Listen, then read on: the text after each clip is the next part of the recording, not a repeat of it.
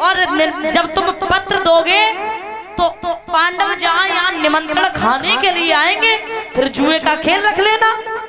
और जब जुए का खेल रखोगे तो हम ऐसे पासा फेंकेंगे जो हम उन्हें हरा देंगे, और जब हरा देंगे तो अपमान होगा, कुछ तो होगा ही। उसी समय महाराज ध्यान रखना, ऐसा ही किया, पांडवों के लिए निमंत्रण दिया है कि हमारे यहाँ दावत है तुम लोगों के लिए। अब महाराज जब निमंत्रण स्वीकार किया है, जुए का खेल रखा गया, धर्मराज युधिष्ठिर मना करने लगे, बोले जुआ खेलना पाप है, जुआ नहीं खेलेंगे। लेकिन आप सभी जानते हैं कि जो भीम था वो भीम थोड़ा तामसी स्वभाव का था। भीम कहने लगा भैया हम किससे कमी, खेलो जुआ, हम तो खेलेंगे। तो जुए का खेल हुआ। अब जो जुए का खेल होने लगा है महाराज, ऐसा ही नहीं, पांडव सब कुछ हार गए। और जब पांडव सब कुछ हार गए, मणि मुदरी माला जो भी था वो सब कुछ हार गए। अंत में महाराज द्रौपदी को भी दाव पे लगा दिया, और जब द्रौपदी को दाव पे लगाया तो द्रौपदी को भी हार गए। देर नहीं की, जवाब दिया है। दुर्योधन ने कहा दुशासन से जा, चला जा, उसे बुला करके ला, हम भी तो देखें कि आज हम अंधे हैं या दो आंख वाले हैं। उसी समय महाराज दुशासन ने देर नहीं की और दुशासन चला। क्या किया मेरे प्यारे,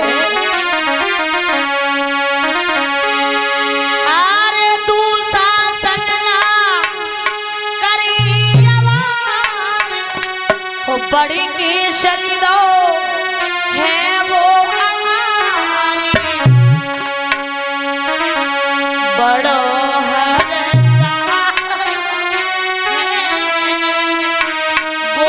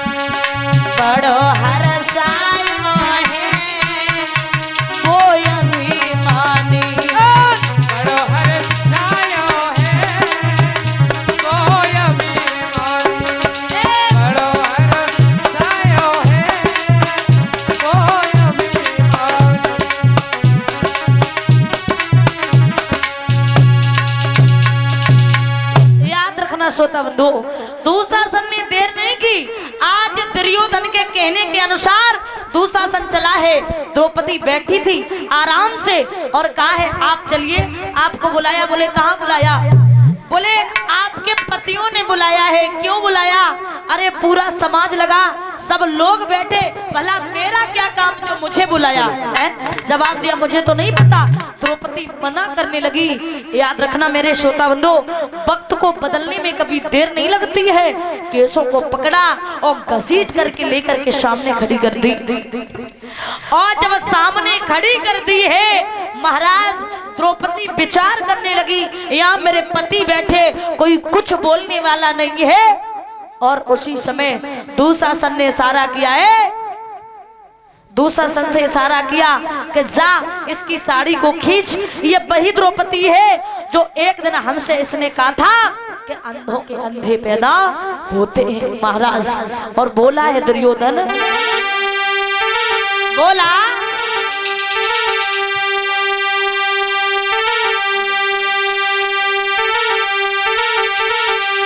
हारे कह लो अभिमानी और राजा अपना भूप कोई जायो कह लो।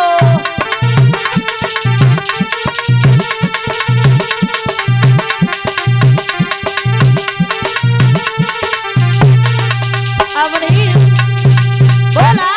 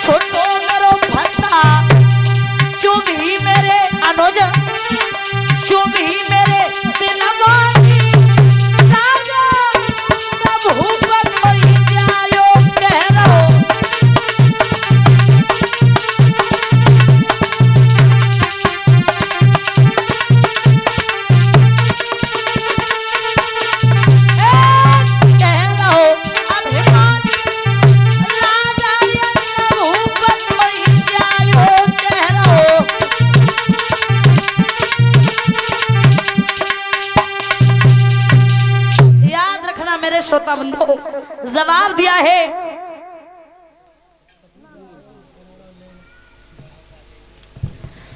कि वही द्रौपदी है, भरे समाज में इसने मेरी बेइज्जती की थी और आज मैं देखते हैं कि मैं आंख वाला हूं या बिना आंख वाला हूं। महाराज उसी समय जब साड़ी को दुशासन खींचने लगा और जब दुशासन साड़ी को खींचने लगा तो ध्यान रखना द्रौपदी विचार करने लगी ये हो क्या रहा है। पहले तो मुझे केस घसीट के लेके आया और आज मेरी भरे समाज में बेइज्जती हो रही और मेरे पिया देख रहे।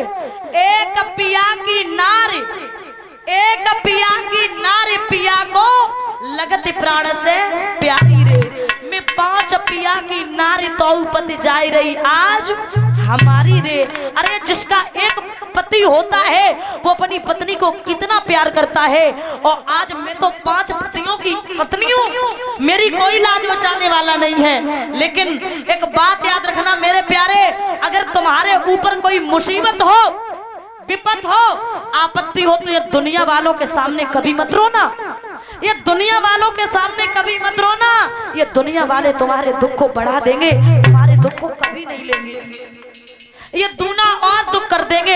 अगर रोना तो इस परम पिता परमेश्वर के सामने रोना जो अपने भक्तों के हमेशा आंसू पहुंचते हैं। होते आए भगवान भक्त के बस में, अगर तुम्हें रोना है तो इनके सामने रोना मेरे प्यारे, दुनिया वालों के सामने कभी मत रोना। महाराज द्रौपदी ने विचार किया, द्रौपदी ने विचार किया कि अब हमें दुनिया के सारे छूट गए। भैया ताली मार के हंस रहे हैं, कौरव बैठे हैं, बड़े प्रसन्न। और आप सभी जानते हैं कि दुनिया वाले हैं ना, अच्छे कामों में बहुत आगे रहते हैं और बुरे कामों में बहुत पीछे रहते हैं। क्योंकि आपने देखा होगा जब अर्थी जाती है, अर्थी